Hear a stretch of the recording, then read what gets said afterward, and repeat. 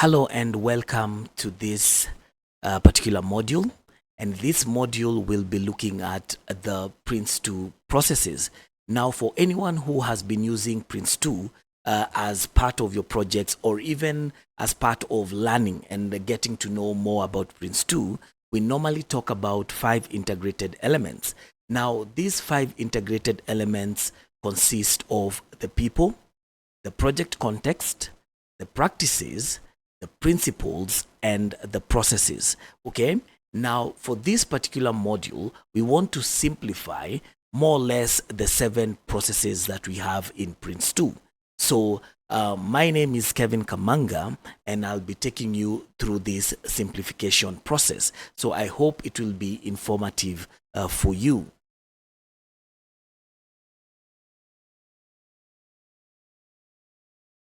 Now, anytime we talk about the PRINCE2 processes, what you're basically looking at is how do we start our project all the way to when we close the project. Now, in PRINCE2, we have 7 processes, as you can see on the chart here.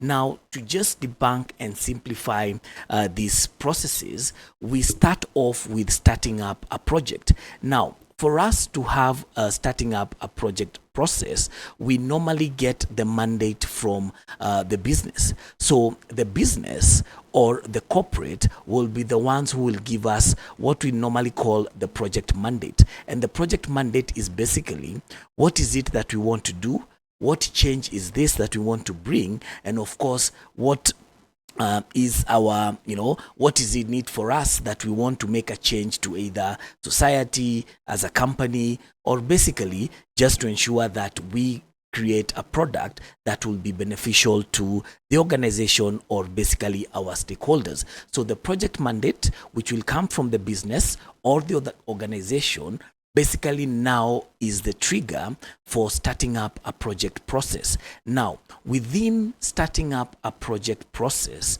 what we normally do, or the first thing that will occur at this point, is to be able to appoint the executive and the project manager.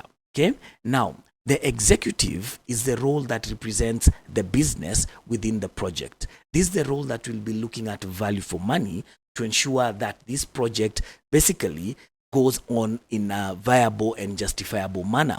So we want to have an executive who will represent our interest in the project. We also want to have a project manager, probably based from experience. We know who would be the best placed person to be able to take up this role. So at starting up a project, we want to appoint the executive and also appoint the project manager.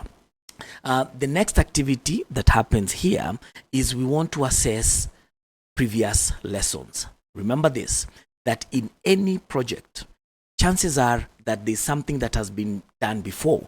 There's probably some lessons reports or some lessons logs that we either have done before as a company, or we have done our research and we find information that we can use.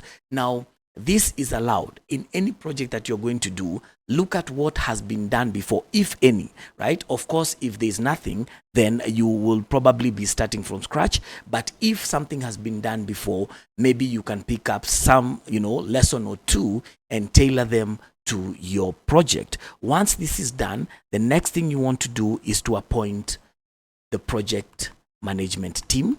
And the project management team, which will be now done by the executive, is to ensure that we have a senior supplier, we have a senior user, we have a project assurance, in some cases project support as well, who basically would be part and parcel of the project management team. The other thing that we want to do is we want to prepare an outline business case. Okay, and this outline business case will be supported or driven by the project product description, which is basically what is the user expectations and what is the acceptance criteria, so that we can be able to know what kind of product is it that we want to come out with eventually from this project. So preparing the outline business case and selecting the project approach will basically go almost hand in hand, where we decide how are we going to handle this project. Are we going to use the agile way? Are we going to use the waterfall way? Basically, how are we going to ensure that this project can be run? Finally, we want to assemble the project brief, and it is this project brief that would be used to more or less give directions onto whether this is a viable project. At this point, we also want to have a plan for the initiation stage, which I'll just put here, which is plan for initiation stage, right? And this plan will be used once the project board gives a go-ahead on us being able to run this project. So the project brief, what we have here, is the end product from startup, and it is what is taken to the next stage or the next process, which is basically directing. Now, directing a project is a role that is taken up by the project board. Okay? In PRINCE2, the project board consists of a senior user, the executive, and the senior supplier. All right. So these roles basically make up the project board, which is in charge of directing the project. Now, once they look at the project brief, then they will make a decision as to whether this project should actually go into initiation. If they do, then that is their first role. So the first role of the project board is to authorize initiation. Okay. Now, when they authorize initiation, now this role comes in, initiating a project, which is a role done by the project manager. At this point of initiating, then the project manager gets or has to get a solid foundation on whether it is possible to run with the project. So at this point, the project manager wants to agree on tailoring requirements. How are we going to tailor our project? He'll also look at management approaches that we are going to use within the project, whether quality issues, change, risk management approaches, all these approaches that are used within the project. He'll also be able to establish project controls so that we know how do we manage and control our project. And of course, at this point, he will prepare the full business case.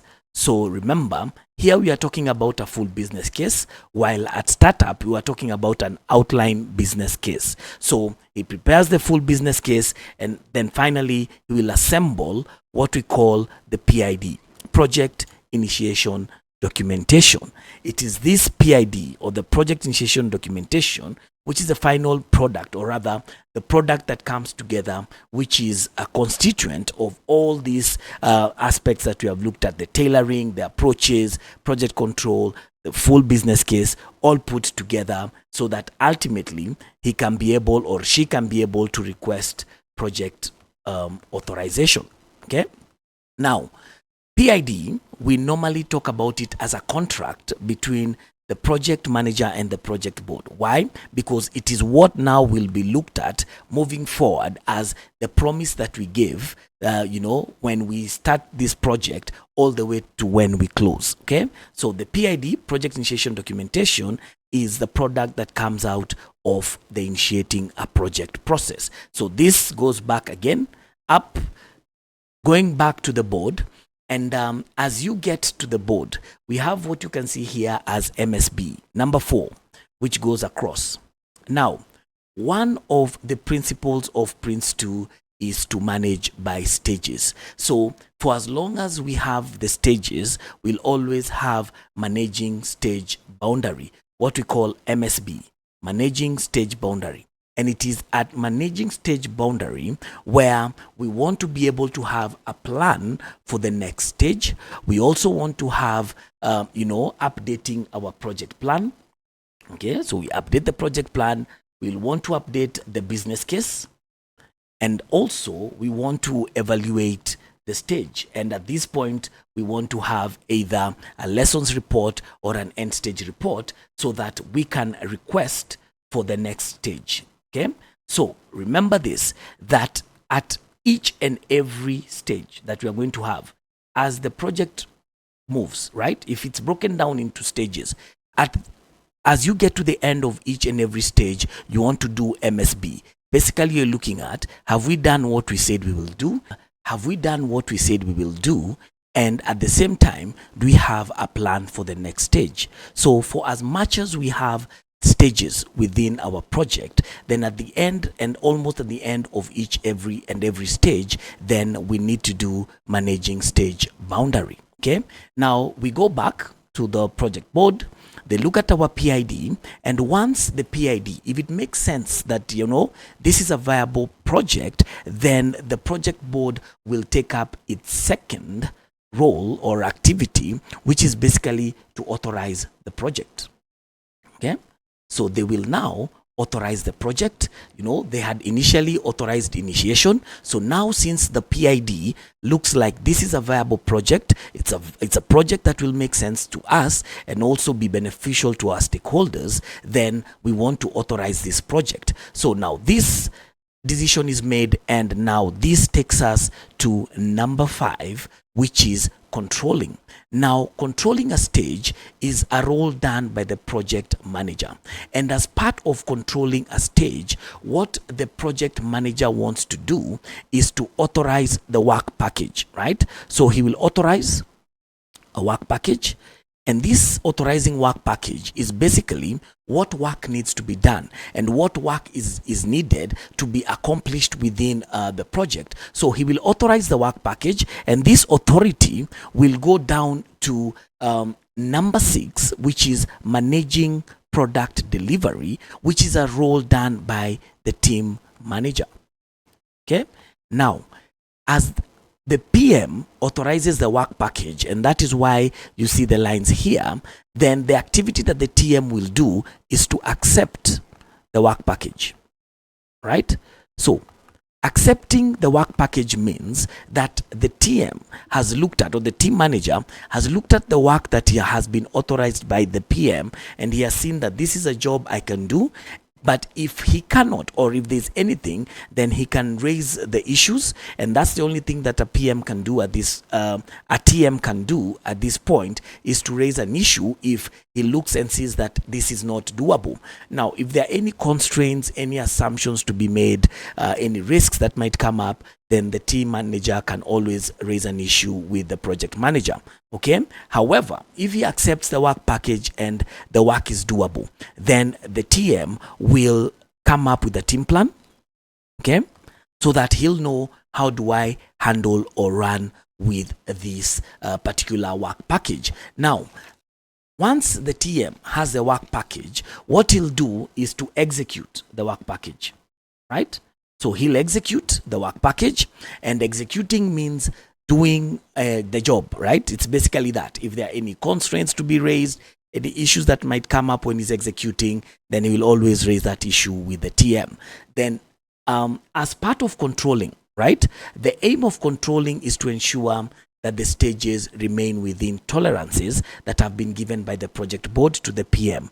And when we talk about tolerances, we talk about the 7 aspects, or the 7 tolerances, 7 aspects that are given in PRINCE2. And this is, we are talking about the time, the cost, quality, risk, scope, benefits, and even sustainability. So the PM will be given these aspects, and he will be given tolerance levels for each and every, basically targets that he needs to maintain. So as part of controlling, that is what the PM is doing, ensuring that he remains within the tolerances given. And also, as part of controlling, he will also be able to check and evaluate the work package. So he will evaluate. Okay? And evaluating means what? That once the the team manager is executing, he will be sending what we call checkpoint reports to the project manager at agreed intervals, so that this can help the PM be able to evaluate the stage. Now, TM continues with executing the work package until when he will have completed, and he will also evaluate the work package, and he will send a notification that I have completed the job. Then what happens? He goes back to the project manager, and the project manager at this point will receive the completed work package, right? So he will receive the completed work package, again evaluate, and when he's evaluating, he will look at, what's the stage status, is there any corrective action that needs to be done, are there any highlights that I need to do as a PM to the board, are there any issues that need to be captured. So basically that is what is happening at this point. But if everything is done, everything is complete, then he will go back to the project board. But again, controlling and managing product delivery will happen for as long as we have stages. So if we have not completed, then we will do MSB, again updating our project plan, updating our business case, evaluating the stage, coming up with end stage reports, coming up with lessons reports, then going back to the project board to authorize or request for stage authorization, and we move on and on until when finally we have completed the work that needs to be done. And at this point we go back to the project board. So the project board also will be responsible for 3, authorizing stage or exception plans if there is a need for any exception. Okay, then ultimately they are also responsible to give ongoing direction, okay, to the project manager, and finally they will authorize project closure. Okay, so you can see that the project board has quite some roles in terms of authorizing within the PRINCE2 project. So once everything is done, project manager goes back to the board and says, we have completed, so we want to ensure that this project needs to be closed, and it needs to be closed in a good way. So we come back here to number 7, which is closing up a project. So within closing up a project, at this point, then the project manager will basically be preparing either planned closure or even premature closure if the project did not close as expected. Then he will also confirm project acceptance. Okay, so project acceptance will be done at this point. Then evaluating the project, evaluate the project, what worked, what didn't work, what could be improved. Then finally request project closure. Okay, so remember that the project manager at this point, whether the project went well or not, at any one point, if the project is no longer justifiable, then we can call for closure, which is basically premature closure. And when we are evaluating the project, we are looking at what worked, what didn't work, what could have been done better. As part of confirming project acceptance, at this point is where you're looking at, have we done what we said we'll do in comparison with the PID? And we are also looking at if it's premature closure, are there any products that have been made, and what do we do with them? Do we store them? Do we sell them? Do we keep them? And whatever it is. So you put all this together, close all the open documents, all these management products that we have, our issue registers, quality registers, risk registers, we close all of them, then request project closure. And at that point, if there's a point of celebrating the team, as a PM, you can advocate for that so that the project can be closed well. So these are the 7 processes within PRINCE2. And I hope this has been informative for you. So I'd like to thank you for viewing. But if you have any questions or any queries, you can always put them down on the link below, and I will answer your questions. So thank you for being part of this, and I hope to hear from you soon. So thank you and bye.